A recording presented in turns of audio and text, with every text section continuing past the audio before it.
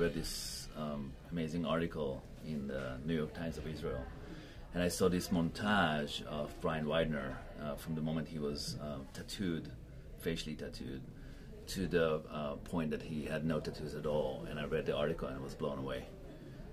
So I got in touch with MSNBC, who did a documentary about him, and they gave me his email, and I wrote a very emotional email about myself and about my family and Holocaust survivor grandparents. And he called me after 2 months and said, let's meet. Because I grew up with, in Israel, and about, like, with my grandfather's stories about the Holocaust and about Nazism and the whole fascism that he went through. For me to see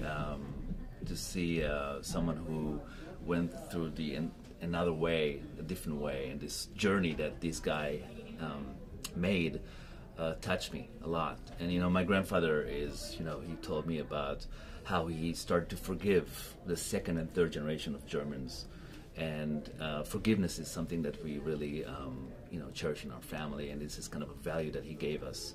So I felt a lot of forgiveness to Brian and what he went through. I did the short first, and that was the first script I read, and I did the short before I read the feature. So when I read the short, it was just, I hadn't really seen anything like it, and it just was really, really powerful and spoke to me. I guess I want to look for some empathy that I can find in that character, but I don't make a prejudgment or too much of a judgment as to, like, oh, I'm playing, this guy is a bad guy, and I'm just going to play a bad guy. No, I have to have some door into his humanity. Otherwise it's just going to be sort of a two-dimensional deal, because I don't share the same value system that Fred has, but there are things in which I, as just a human being and as that guy, have to find a way to nurture that are going to make him a real guy, so that he's not just, and that was something Guy and I talked about a lot, and it was really important. It was one of the things that really drew me, among a lot of other things, was that Guy really didn't want him to be that,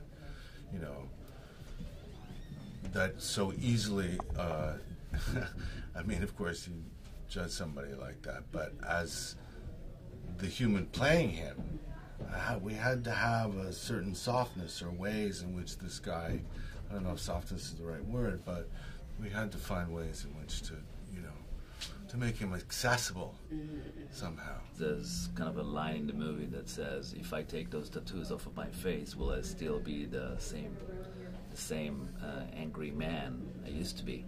And that's the question. Can you forgive somebody like that? Can you go through this redemption or this journey and become a different person?